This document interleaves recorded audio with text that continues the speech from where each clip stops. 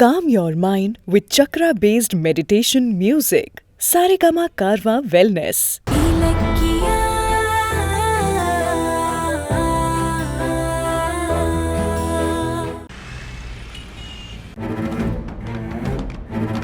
Aunty, எனக்கு இலக்கிய மயக்க மருந்து கொடுத்து இந்த ஹாஸ்பிட்டல் கூட்டிட்டு வந்துதான் என் கர்ப்பத்தை கலைக்க பார்த்தா. கௌதம் கிட்ட இலக்கியாவை விட்டு விலகு, கேஸ வாபஸ் வாங்குறோம்னு சொன்னதுக்கு மூஞ்சில அடிச்ச மாதிரி பதில் சொன்னான்ல. இப்ப இந்த டாக்டரை வச்சு கௌதம நம்ம வழி கொண்டு வருவோம் போ.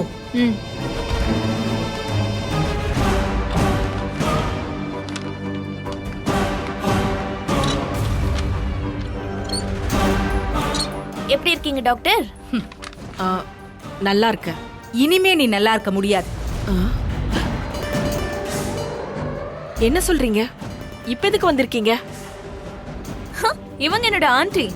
உங்களை பார்க்கணும்னு சொன்னாங்க. உங்க கூட்டாளி இருக்காளே இலக்கியா, இப்ப ஜெயில இருக்கா, தெரியும்ல?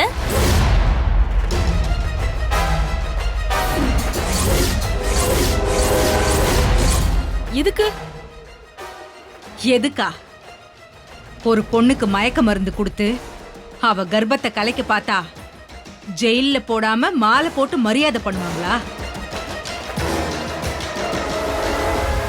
அவங்க கலைக்க பார்க்கலையே, இவங்க கர்ப்பத்தை தான் டெஸ்ட் பண்ணாங்க. யார் கர்ப்பத்தை யாரு டெஸ்ட் பண்றது? அவ சொன்னா நீங்க செஞ்சிருவீங்களா? இது சட்டப்படி எவ்வளவு பெரிய குற்றம் தெரியும்ல? சரி, நீங்க சொன்ன மாதிரி அவ கர்ப்பத்தை டெஸ்ட் பண்ண நினைச்சான்னு சொல்லிருந்தான்னு வைங்க. அது உங்களுக்கு மட்டும்தானே தெரியும், சட்டத்துக்கு தெரியாதுல்ல. புகார் கொடுத்தது நான். கர்ப்பத்தை கலைக்க சதி செஞ்சான்னு சொல்லி கேஸ் கொடுத்து அவளை கம்பி என்ன வச்சிருக்கோம். ஏன் இப்படி பண்றீங்க? பாவம் அந்த பொண்ணு. இன்னும் கொஞ்ச நேரத்துல உங்க நிலைமையே பாவமா தான் ஆக போகுது. என்ன சொல்றீங்க? பயம் வருது இல்ல? அது நடக்காம இருக்கணும்னா உங்களால எனக்கு ஒரு காரியம் நடக்கணும். என்ன நடக்கணும்? இலக்கியாவை விட்டு அவ புருஷன் கௌதம் பிரியணும். நாங்க அதுக்கு ஒரு பிளான் பண்ணிருக்கோம். நீங்க என்ன பண்றீங்கன்னா, நேரா கிளம்பி என் பிள்ளைகிட்ட போய் நான் சொல்றத அப்படியே சொல்றீங்க. அதாவது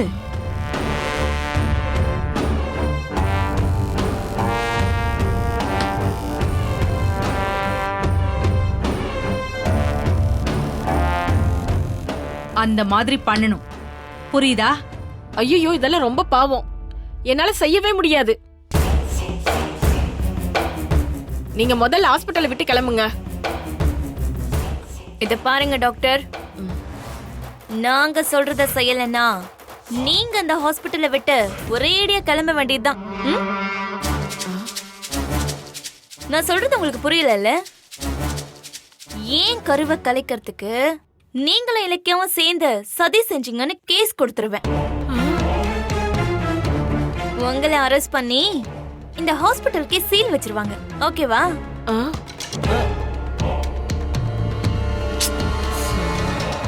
நாங்க சொல்ற மாதிரி செய்யுங்க, உங்களை விட்டுடுறோம். ப்ளீஸ் வேணாமே. புருஷன் பொண்டாட்டி பிரிக்கிறது பாவம்.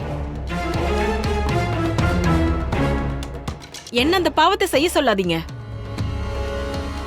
ஆண்டி, இவங்க ஒத்து வர மாட்டாங்க. அடுத்த வெப்பனை போடுங்க ஆண்டி. உன் பொண்ணு கோயம்புத்தூர்ல டாக்டருக்கு படிச்சிட்டு இருக்கால? ஆமா. அவ இப்ப காஃபி ஷாப்ல உட்கார்ந்து கூலா காஃபி குடிச்சிட்டு இருக்கா. அவளுக்கு 10 அடி தள்ளி எங்க ஆளுங்க உட்கார்ந்துட்டு இருக்காங்க. ஒரே ஒரு போன். உன் பொண்ணு கூலா மேல போயிடுவா.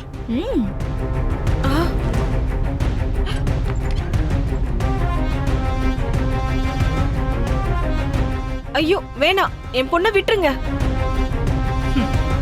அப்போ நாங்க சொல்றத செய். உடனே போய் கௌதம பார்த்து நாங்க சொன்னதை சொல்லு. என்ன சொல்றியா இல்லையா? சொல்ற. அது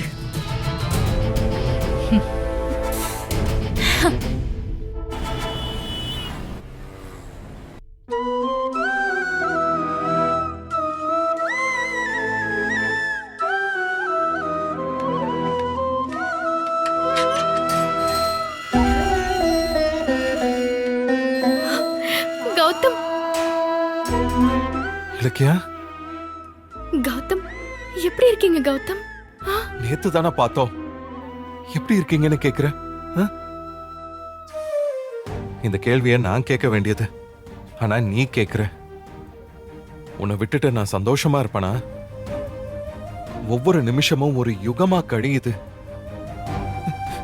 நீ எப்ப திரும்ப வருவேன்னு மனசு ஏங்குது இலக்கியா. ஒரு உறவுக்கான ஆழத்தோட அளவுகோல் எதுன்னு தெரியுமா? பிரிவுதான் கௌதம்.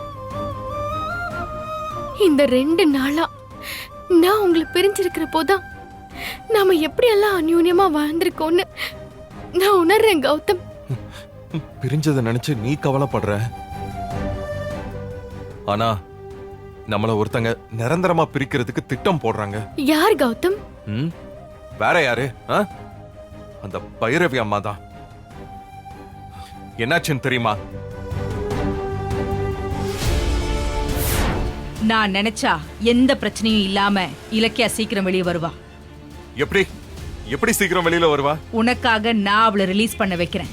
ஆனா பதிலுக்கு நீ எனக்காக ஒண்ணு செய்யணும். என்ன செய்யணும்?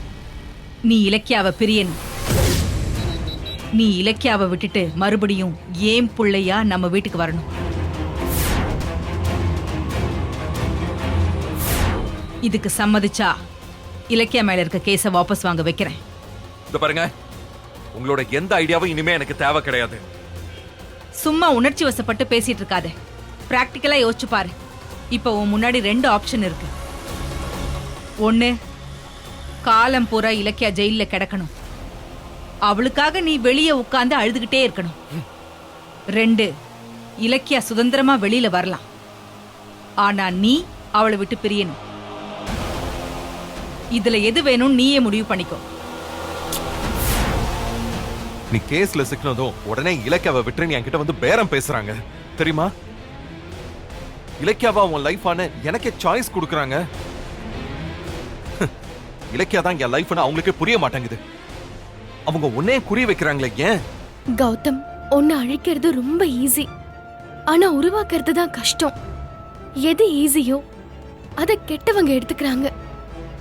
நல்லதை உருவாக்குற நம்மள அழிக்க பாக்குறாங்க. அவ்வளவுதான்.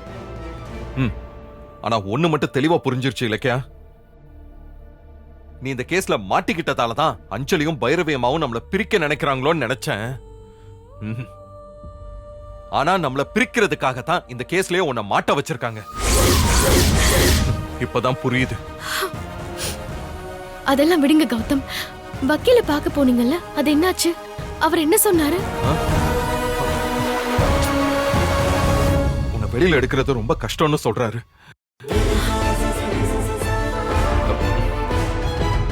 கேஸ் கொடுத்த அஞ்சலியை வாபஸ் வாங்கினாதான் உண்டுன்னு சொல்றாரு.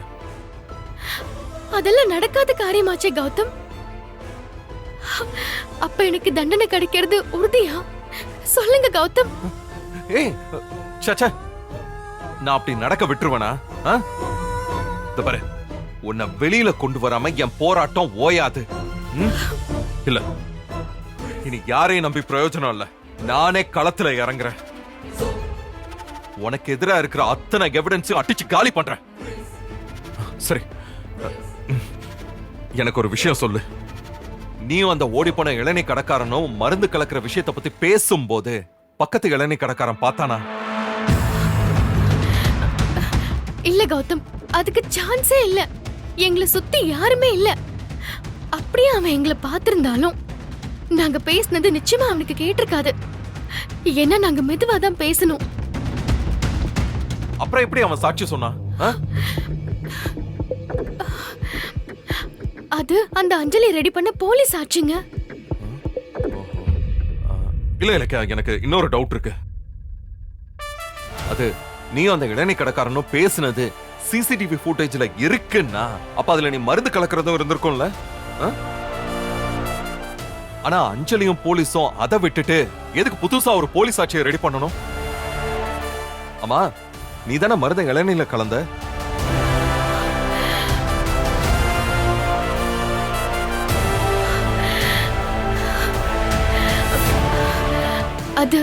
அது வந்து கௌதம், அத நான் கலக்கல, வேற ஒருத்தங்க.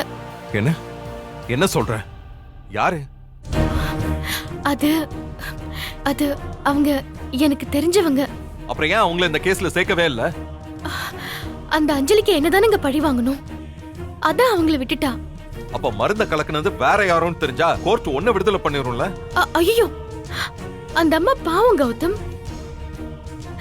அவங்க எனக்காக ஹெல்ப் பண்ண போய் அவங்க வாழ்க்கை கெட வேண்டாம். சரி இலக்கியா, அப்ப நமக்கு இருக்கிற ஒரே சான்ஸ் அந்த பொய் சாட்சி சொல்ற பக்கத்து கடைக்காரன் தான். அவனை பிடிச்சு உண்மையை வாங்கினா ஒன்ன வெளியில கொண்டு வந்துடலாம். ஆமா கௌதம், அவன் வாக்குமூலம் கொடுத்த தைரியத்துல தான் அந்த அஞ்சலி ஓவரா ஆடிட்டு இருக்கா. அந்த ஆள் இப்ப எங்க இருப்பான்? அவன் கோவில் வாசல்ல தான் இளநீ கடை போட்டிருப்பான் கௌதம். நீங்க போனீங்கன்னா அவனை பிடிச்சு விசாரிச்சிடலாம். போறேன். அவனை பிடிச்சு கோர்ட்ல நிறுத்தி அவன் பொய் சாட்சிங்கிறத நிரூபிக்கிறேன். எப்படியாவது உன்னை நான் வெளியில கொண்டு வருவேன். இந்த கேஸ் இருந்தா தானே உன்னை என்னையும் பைரவியம்மா பிரிக்க பாப்பாங்க. நான் இந்த கேஸ ஒண்ணு இல்லாம பண்ணி பைரவியம்மாவோட ஆசையில மண்ணள்ளி போடுறேன். நீ தைரியமா இரு. பாரு, உனக்காக நான் இருக்கேன். சரி கௌதம், நீங்க என்ன வெளியே கூட்டிட்டு போயிடுவீங்கன்ற நம்பிக்கை எனக்கு இருக்கு.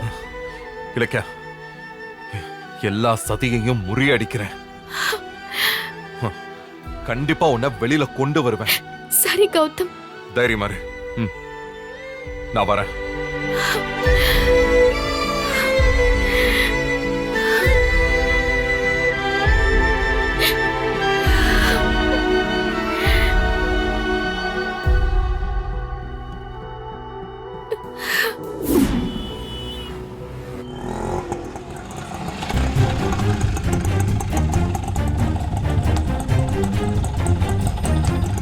இந்தாங்க.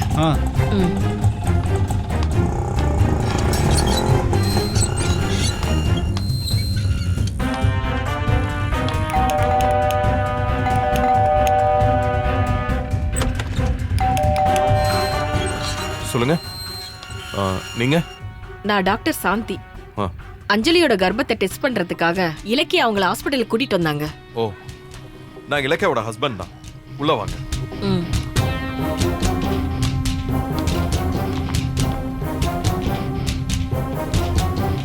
வாங்க. ஆ. உட்காருங்க, உட்காருங்க. ம். சொல்லுங்க டாக்டர், என்ன விஷயம்? சார், நான் உங்களை பார்த்து பேசணும்னு தான் வந்தேன். நான் இப்ப பெரிய சிக்கல்ல இருக்கேன். போலீஸ் என்ன தேடிட்டு இருக்காங்க. ஏன்? என்ன சார் தெரியாத மாதிரி கேக்குறீங்க? அஞ்சலிக்கு கொடுக்கறதுக்காக இலக்கியா என்கிட்ட மயக்க மருந்து வாங்கிட்டு போனாங்க. மயங்கிருந்த அஞ்சலிய நான் தான் சார் ஸ்கேன் பண்ணி பார்த்தேன். இலக்கியாவோட சேர்ந்து நானும் அந்த குற்றத்துக்கு உடந்தையா இருந்துட்டேன். அதான் போலீஸ் விசாரிக்கிறதுக்காக இப்ப என்ன தேடிட்டு இருக்காங்க. என்ன டாக்டர் நீங்க சொல்லுங்க. நீங்களாவது இலக்கியா கிட்ட இதெல்லாம் தப்பு, அப்படிலாம் செய்யக்கூடாதுன்னு ஒரு வார்த்தை சொல்லி இருக்க கூடாதா? நீங்களும் சேர்ந்து இப்படி பண்ணிட்டீங்களே. சார், இப்ப பழைய கதையை பேசி ஒரு பிரயோஜனமும் இல்ல. போலீஸ் என்ன புடிச்சா நான் என்ன சொல்றது? என்ன கேட்டீங்கன்னா? கொஞ்சம் யோசிச்சு பேசுங்க சார். நான் சொல்றதுல தான் உங்க ஒய்ஃபோட வாழ்க்கையே இருக்கு. நான் அப்ரூவரா மாறினா 7 வருஷம் இலக்கியாவுக்கு ஜெயில் நிச்சயம். கூடவே எனக்கு தண்டனை கிடைக்கும்.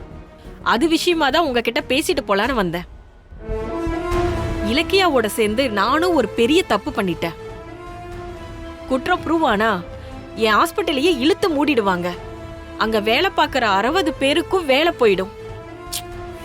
உங்க குடும்பத்துக்கு நல்லது பண்ண போய் இப்ப என் குடும்பத்தை இழக்கிற நிலைமைக்கு வந்துட்டேன். நீங்க தான் என்ன காப்பாத்தணும் சார். உங்க நிலைமை புரியுது டாக்டர். ஆனா நானே இலக்கியாவை எப்படி காப்பாத்துறதுன்னு தெரியாம யோசிச்சுக்கிட்டு இருக்கேன். இதுல உங்களை எப்படி காப்பாத்துறதுன்னு தான். நீங்க நினைச்சா முடியும். இலக்கியாவும் நானும் தப்பிக்கிறதுக்கு ஒரே ஒரு வழி இருக்கு. என்னது? கேஸ் கொடுத்த அஞ்சலியும் பைரவியும் இந்த கேஸ வாபஸ் வாங்கணும். அப்படி வாபஸ் வாங்கிட்டாங்கன்னா நானும் இலக்கியாவும் சேஃப் ஆயிடுவோம். டாக்டர், நீங்க தப்பிக்கிறதுக்காக இலக்கியாவோட பேரை சொல்லி என்ன பயமுறுத்துறீங்களா? இலக்கியாவை எப்படி வெளியில கொண்டு வரணும்னு எனக்கு தெரியும். நீங்க கிளம்புங்க முதல்ல. சார், நீங்க என்ன பண்ணாலும் இலக்கியாவை வெளியே கொண்டு வர முடியாதபடி அடுத்த குண்டு அஞ்சலியும் பைரவி போட்டுட்டாங்க. என்ன சொல்றீங்க? ஆமா சார், பைரவியும் அஞ்சலி என்கிட்ட வந்து அஞ்சலியோட கர்ப்பத்தை கலைக்க சொன்னது இலக்கியா தான்னு போலீஸ் கிட்ட வாக்குமூலம் கொடு, இல்லனா நீ ஜெயிலுக்கு போயிடுவன்னு என்ன மிரட்டுறாங்க சார். அவங்க சொல்றபடி செஞ்சா இலக்கியா கொலைகேஸ்ல மாட்டிப்பாங்க. ரெட்ட கருவை அழிக்கிறது ரெட்ட கொலைக்கு சம சார். இலக்கியா ஜென்மத்துக்கும் வெளியே வர முடியாது. என்னையும் என் ஹாஸ்பிட்டலையும் காப்பாத்துறதுக்கு பைரவி அஞ்சலி பேச்ச கேக்குறத தவிர எனக்கு வேற வழி தெரியல சார். நான் கடைசியா அந்த முடிவை தான் எடுத்தாகணும். அப்புறம் ஏன் இங்க வந்தேன்னு கேக்குறீங்களா? நீங்க மனசு வச்சீங்கன்னா போலீஸ், கோர்ட்டு, கேஸ்ன்னு எதுவும் வெளியே தெரியாம காதும் வெச்ச மாதிரி இந்த விஷயத்தை 4 செவத்துக்குள்ள முடிச்சிடலாம். நானும் தப்பிச்சிடுவேன், இலக்கியாவும் வெளியே வந்துடுவாங்க. சார், தயவு செஞ்சு நான் சொல்ற மாதிரி கேளுங்க. யாரு கேஸ் கொடுத்தாங்களோ அவங்களையே கேஸ் வாபஸ் வாங்க வைங்க. இப்போ இலக்கியா தப்பிக்கிறது பைரவி அஞ்சலி கையில தான் இருக்கு. இலக்கியாவுக்கு உதவி பண்ணணும்னா என்ன எப்படியாவது தப்பிக்க வைங்க. இல்லனா கோர்ட்ல இலக்கியாவுக்கு ஆப்போசிட்டா நான் சாட்சி சொல்லியாகணும். என்ன மன்னிச்சிடுங்க சார்.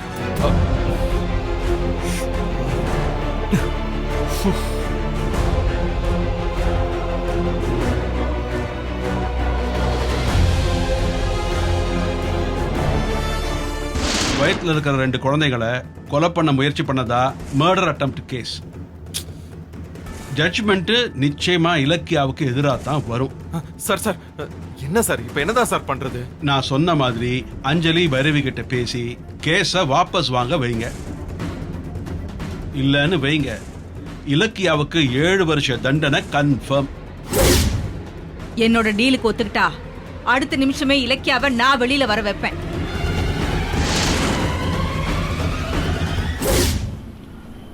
என்ன ஆண்டி, கௌதம் வீட்டுக்கு அந்த லேடி டாக்டர் ரூபத்துல நான் அனுப்பின குண்டு இன்னார் வெடிச்சிருக்குமா? டாக்டர் சொல்றத கேட்டு உங்க புள்ள பயப்படுவாரா? செஸ்ல ராஜா ராணி 2 பேரையும் சுத்தி வளைச்சாச்சு. யாராவது ஒருத்தர் தான் தப்பிக்க முடியும். ராணி மேல ராஜாவுக்கு அவ்வளவு பாசம். சோ ராணியை காப்பாத்த ராஜா தன்னை பலி கொடுத்தே ஆகணும். ஆனா ராஜாவுக்கு அது தெரியாது. ராஜா காலி ஆயிட்டா ஆட்டமே க்ளோஸ். சோ கௌதம் இலக்கியாவை விட்டுட்டு நிச்சயமா என் வழிக்கு வருவான். என்ன மீறி போய் தனியா அவன் மூலமா ஒரு சாம்ராஜ்யத்தை உருவாக்க நினைச்ச இலக்கியாவோட கனவு தவிடு பொடி ஆயிடும்.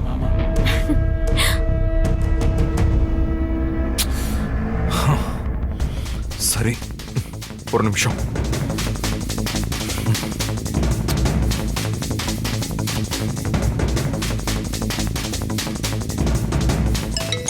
போன்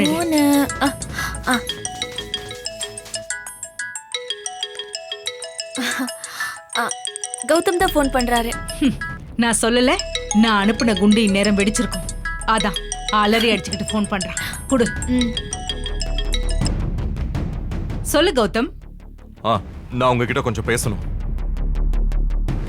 என்ன விஷயம் கௌதம்? அத நேர்ல பேசும்போது சொல்றேன். எங்க வரட்டும்? நீ நல்ல முடிவா எடுத்திருப்பன்னு எனக்கு நல்லா தெரியும்.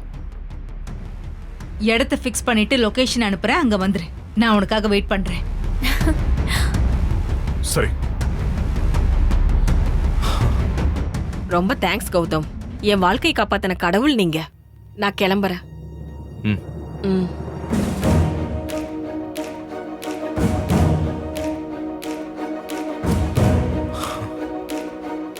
ஆண்டி, உங்க பிளான் ஒர்க் அவுட் ஆக போகுது.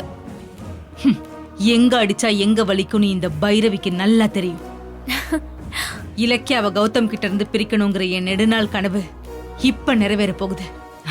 I am just very happy.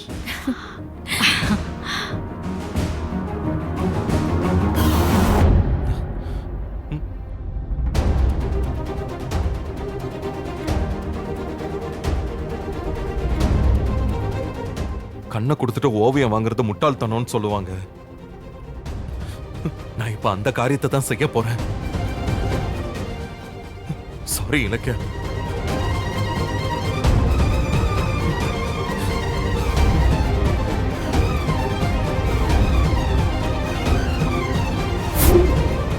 இந்த வீடியோ உங்களுக்கு பிடிச்சிருந்தா லைக் பண்ணுங்க, கமெண்ட் பண்ணுங்க அண்ட் ஷேர் பண்ணுங்க.